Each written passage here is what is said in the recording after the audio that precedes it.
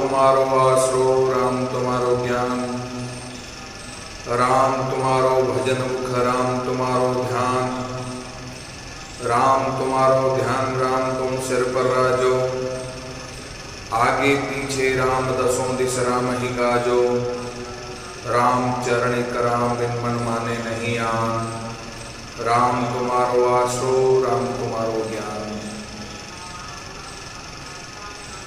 अनंत विराट विश्वात्मा जगत नियंता सर्वांतर्यामी सच्चिदानंद घन पूर्ण परब्रह्म परात्पर शब्द ब्रह्म राम के उपासक प्रचारक अंतरराष्ट्रीय राम स्नेही धर्म प्रवर्तक अनंत श्री विभूषित जगत गुरु स्वामी जी श्री रामचरण जी महाराज की पावन पाद पद्मों में प्रणिपात करते हैं। तदनंतर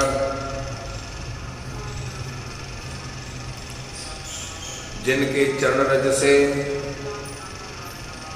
यह भूमि तपोमयी, तपस्यामयी, साधनामयी तीर्थ भूमि के रूप में परिवर्तित हुई, जिनके चरण रज से ऐसे भजनिक उपाधि से अलंकृत नामनिष्ठ, साधनानिष्ठ, तपोनिष्ठ परमहंस वीतराग परिव्राजकाचार्य बड़ा राम द्वारा चांदपोल के संस्थापक स्वामी जी श्री भगवान दास जी महाराज की पावन पाद पद्मों में वंदन करते हैं। साधना स्वाध्याय चातुर्मास 2020 का पावन अवसर हम सभी को ज्ञान भक्ति और वैराग्य प्रदान करने वाला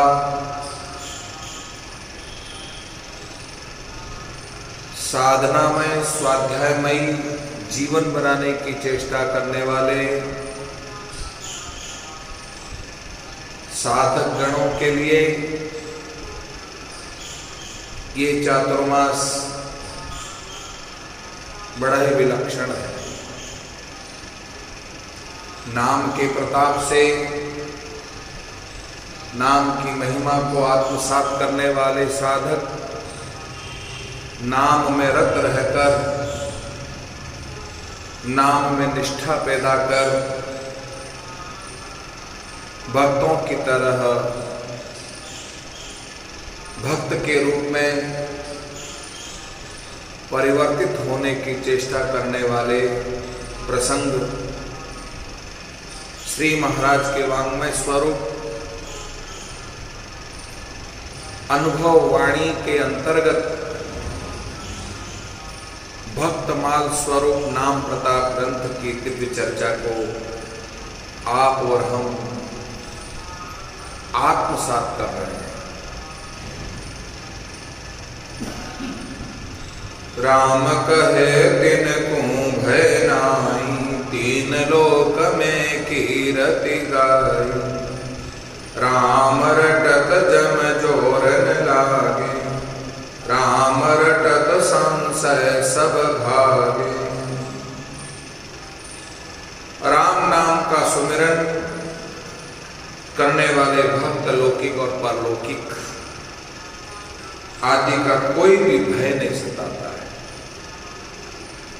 किसी भी तरह का भय जीवन में व्याप्त नहीं है। संशय आदि रोग, यम आदि की भय नहीं रहता है। उनकी तीनों लोकों में कीर्ति गाई जाती है। यम भी शीस नमावे सबले शरणे, निर्भय वासा भगवान दास जन गावे। स्वामी भगवान दास जी महाराज भी राम रक्षा मंत्र में अंतिम लाइन में कहते हैं, यम भी शीस नमावे सबले शरणे, निर्भय वासा, निर्भय वासा भगवान दास जन गावे।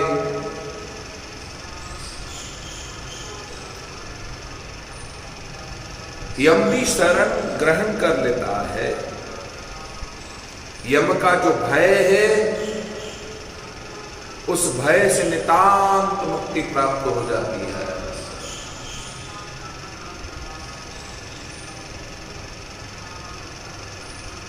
धर्मराज का बड़ा सुंदर संवाद है, जिसको आत्मसात करने की चेष्टा करें। भगवान सूर्य की पत्नी संज्ञा से आपका धर्मराज का प्रादुर्भाव हुआ। कल्पांत तक संयमनी पुरी में रहकर जीवों को उनके कर्मानुसार शुभ अशुभ फल का विधान करते रहते हैं। पुण्यात्मा लोगों को धर्मराज के रूप में बड़े सौम्य और सरल लगते हैं, लेकिन पापात्मा जीवों को यमराज के रूप में भयंकर दिखते हैं। पाप और पुण्य संग दोई चाले, और न चाले लारो रे। राम चरण भज राम संगाति, निर्धारा आधारो रे।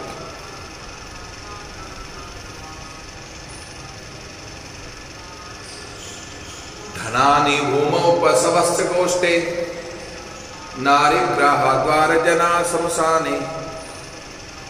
देहश्चितायां परलोक मार्गे, धर्मानुगो गच्छति जीव एकः। शास्त्र कहते हैं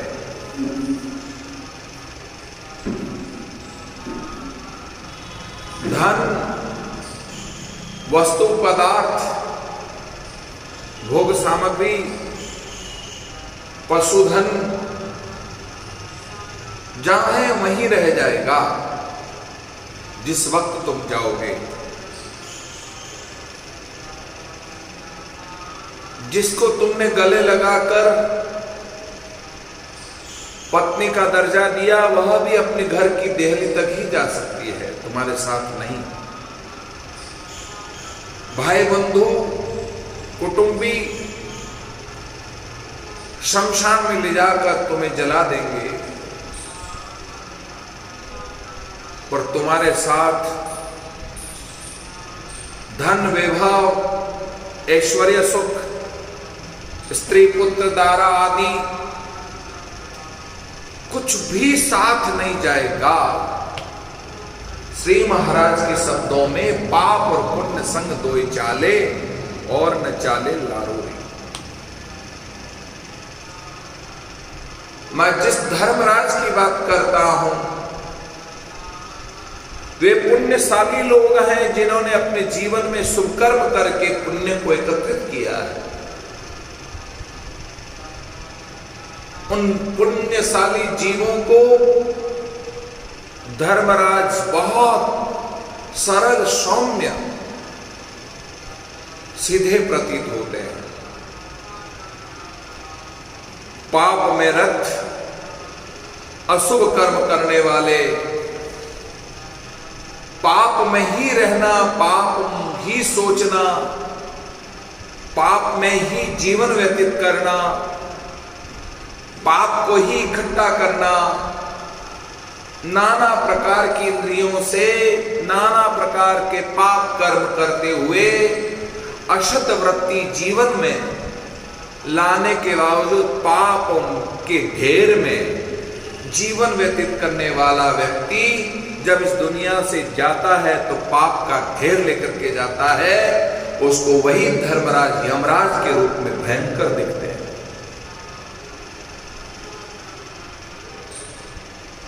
अशुद्ध सोने को शुद्ध करने के लिए अग्नि में तपाते हैं, वैसे ही आप कृपावश जीवों को दंड देकर शुद्ध करके भगवत भजन के योग्य बनाते हैं।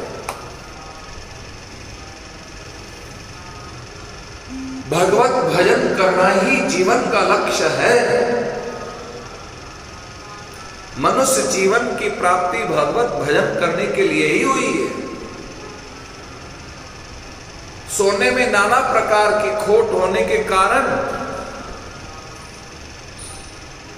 सोने का मूल्य तय करने के लिए सोने को गलाएंगे, अग्नि में तपाएंगे। उसमें से जो शुद्ध सोना होगा उसी का मूल्य आंका जा सकता है, अशुद्ध का नहीं। अशुद्धि दूर करके अग्नि शुद्ध कर देता है सोने को। ऐसे यमराज दंड विधान के द्वारा दंड देकर, दंडित व्यक्ति को दंड देकर जितना भी जीवन में अशुद्ध है, असत कर्म है, असत वृत्ति है, उन सब से मुक्ति दिलाकर भजन करने के लिए इस जीव को शुद्ध बनाते हैं। बड़ा सुंदर श्लोक आया है। नामोच्चारण महात्म्यम हरे पश्यत पुत्रका अजामिलो अपि येनेव मृत्युपासादम् उच्यतः एतावतालमध अघ निर्हरणनाय पुंसां संकीर्तनं भगवतो गुणकर्मणाम्नां विकृष्य पुत्रम अघवानं यद अजामिलो अपि नारायणेति निर्माण इयाय मुक्तिम्।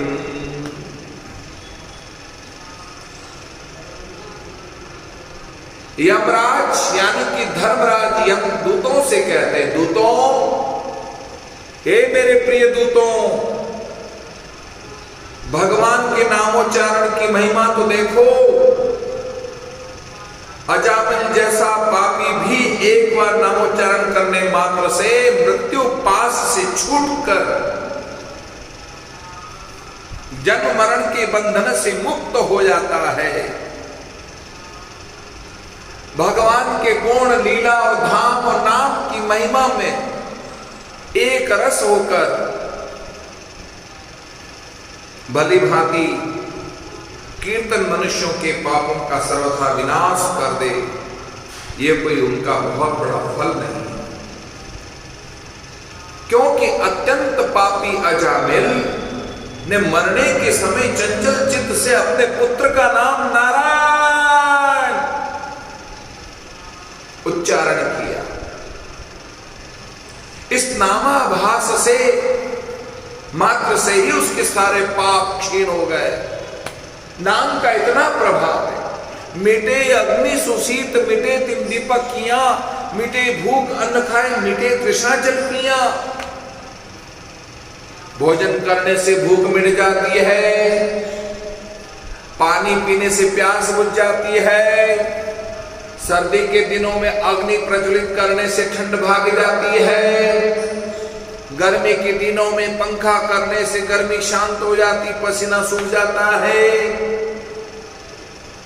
दीप प्रज्वलित करने से कमरे का अंधकार दूर हो जाता है, सूर्य नारायण के उदय होने पर सब प्रकार का अंधकार क्षण मात्र में समाप्त हो जाता है।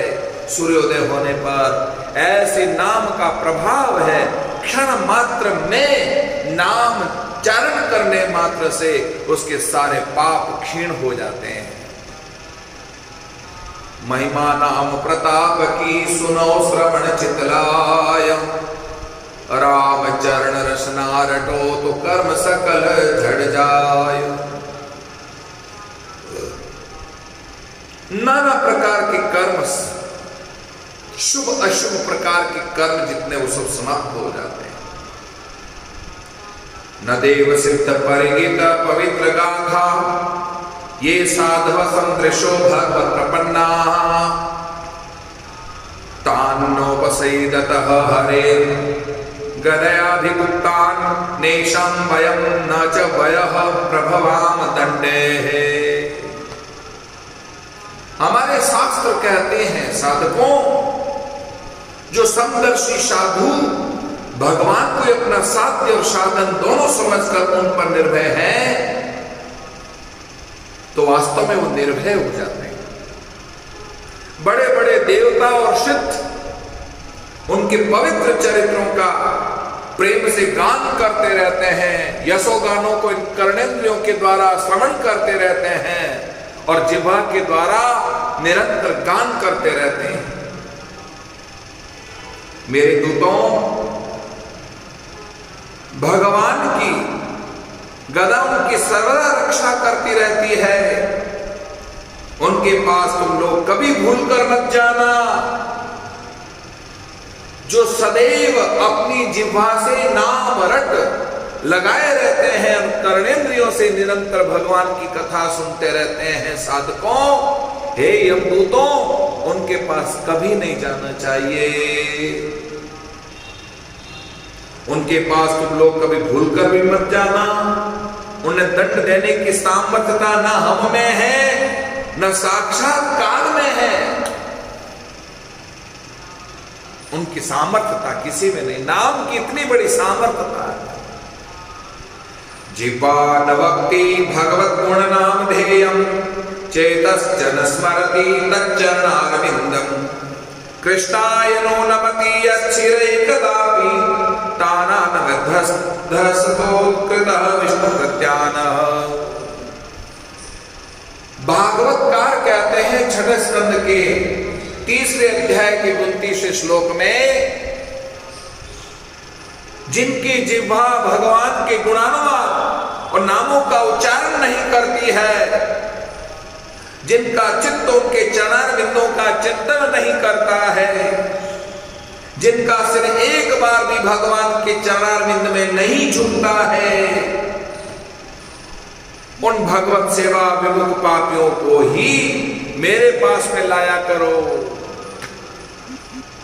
वो यम राज के नरक में लाने के अधिकारी है, यमराज के दरबार में लाने के अधिकारी है। जो यमराज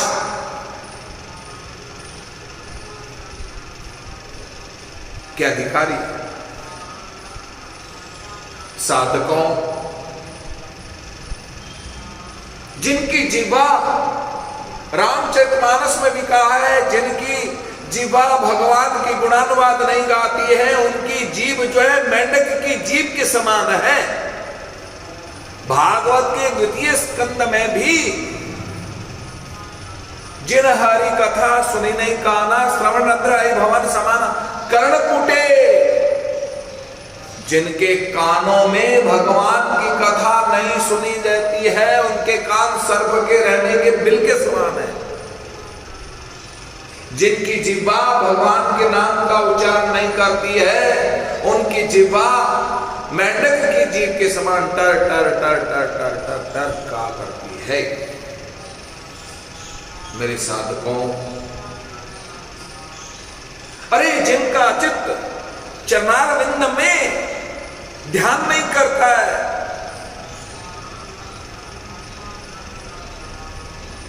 जिनका यह मस्तक भगवान के चरणारविंद में नहीं झूलता है, भागवत के 10वें स्कंद के 10वें अध्याय में नलकुवर मणिग्रीव भगवान दामोदर की प्रार्थना करते हुए कहते हैं, वाणी गुणानुकथने श्रवणौ कथायां हस्तौ च कर्मसु मनस्तवः पादयोर्न स्मृत्यां शिरस्तव निवासे जगत प्रणामो दृष्टे दर्शनुतन भवत्तनुनामः। जिनकी वाणी गुणानुवाद करती हो, जिनके कान भगवान की निरंतर कथा सुनते हो, वाणी गुणानुकथने श्रवणो कथायां हस्तौ च कर्मसु, जिनके हाथ शुभ कर्म में लगे हुए हो, सत्कर्म में लगे हो, मनस्तवः, जिसका मन आप में लगा हुआ हो, पादयोर्नः, जिनके चरण आपकी तरफ गति करते हो।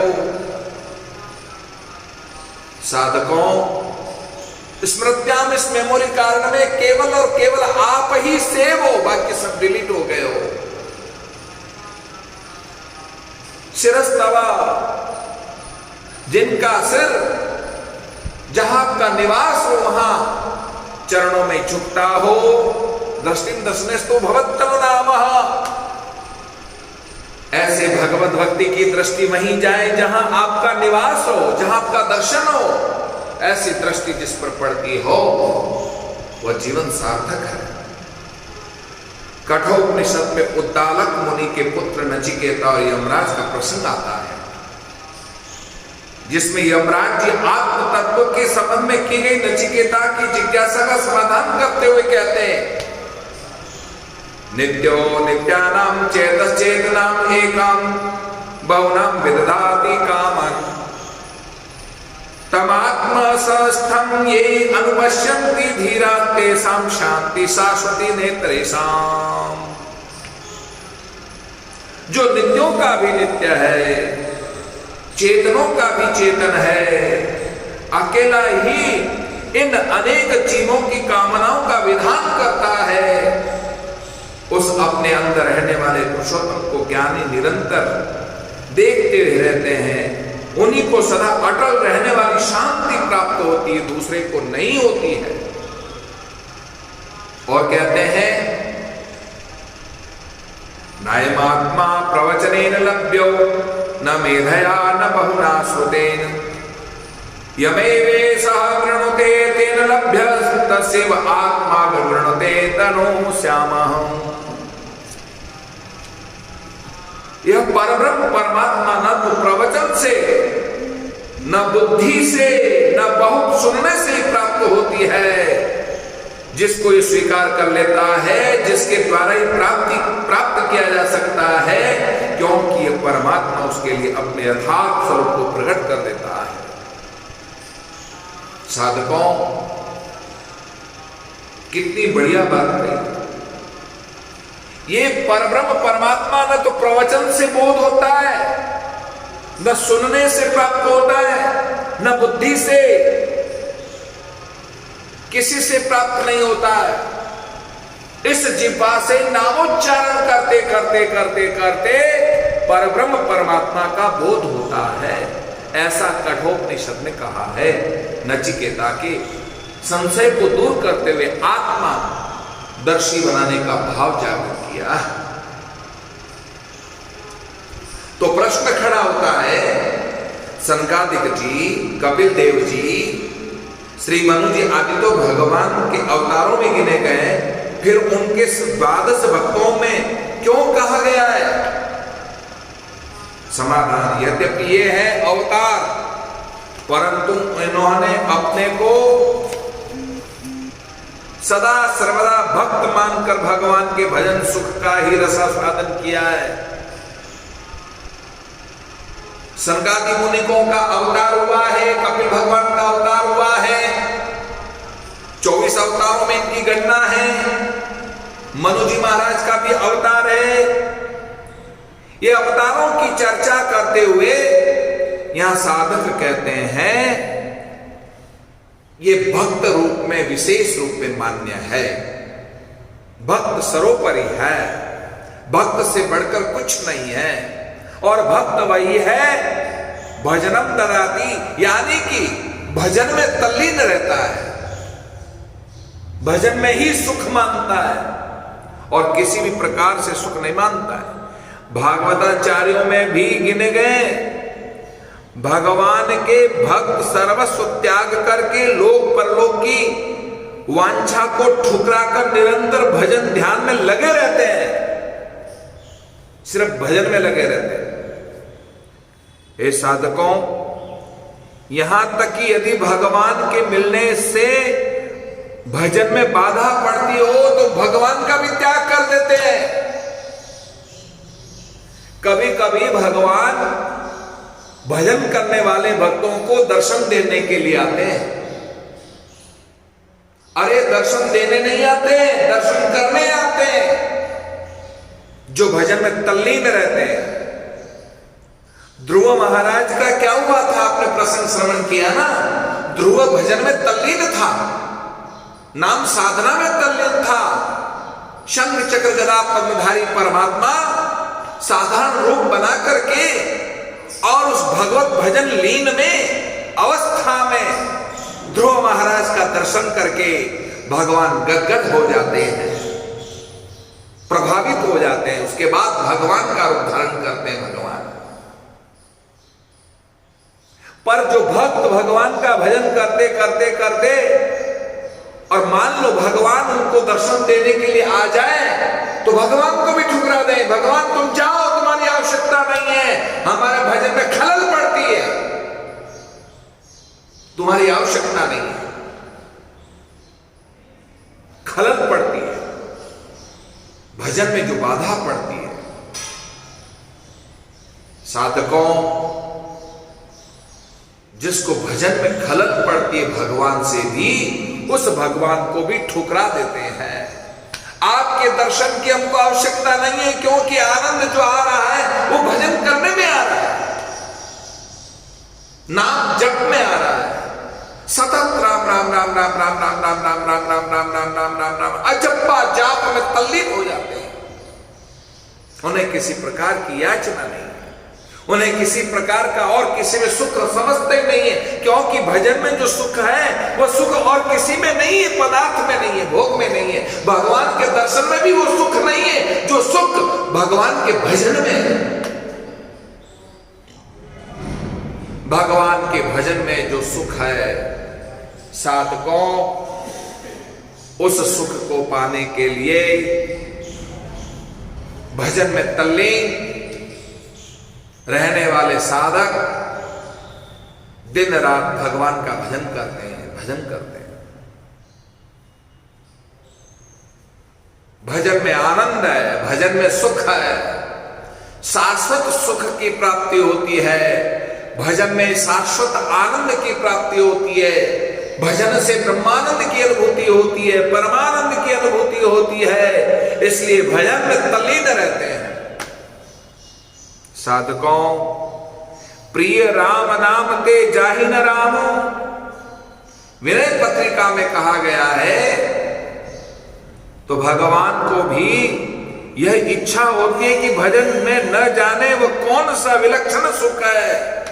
कभी कभी भगवान जो है भजनीक के रूप में वे उस सुख को पाने के लिए धरती पर आ जाते हैं और भजन में सुख महसूस करते हैं। इसलिए रामस्वरूप संप्रदाय में स्वामी रामचरण जी महाराज के 12 शिष्यों में स्वामी भगवान दास जी महाराज को यदि कोई उपाधि से अलंकृत किया है श्री महाराज ने, तो भजनीक उपाधि से अलंकृत किया है। भगवान दास जी कौन? भजनीक भगवान दास, भजनीक है, जो भजन में सुख मानते हैं। जहां आज बड़ा रामदाना विद्यमान है, इस पेड़ की छाया में बैठ करके सतत नाम जप में रत थे, भजन में रत थे। जोधपुर के पास केरू गांव की छतरियों में बैठ करके सैकड़ों वर्षों तक वहां भजन किया, फुलडोल बनाया, भजन में रत रहे, क्योंकि भजन में सुख है। एक क्षण भी वे भजन का त्याग नहीं कर सकते। साधकों, भगवान भी सोचते हैं कि मेरे दर्शन से जो सुख नहीं मिलता है वो भजन करने से सुख मिलता है। ऐसे भजन में तल्लीन रहने वाले साधक का अनुभव करने के लिए भगवान ही कभी मनु महाराज के रूप में, कपिल भगवान के रूप में, इसलिए कपिल भगवान गंगा सागर जहां आज विद्यमान है वहां जाकर के सागर के किनारे बैठ करके अजप्पा जाप करके अपने आप को शुद्ध करते हैं, सुख मानते हैं, उसमें आनंद की महती कृपा मानते हैं कि आनंद महसूस हो रहा है। जो निरंतर भजन में लगे, निर्गुण परंपरा में जितने महापुरुष हुए हैं, कबीरदास, पन्ना दादू दरियाव, स्वामी रामचंद्र महाप्रभु, जितने महापुरुष हैं, उन्होंने अपने जीवन में भजन को महत्व दिया। मुरली मोजा भजन की कीजिए ढलती रात। मुरली राम जी महाराज से पूछा, आप तो भजन में तल्लीन रहते हैं, बताइए भजन करने का सबसे बढ़िया समय कौन सा है?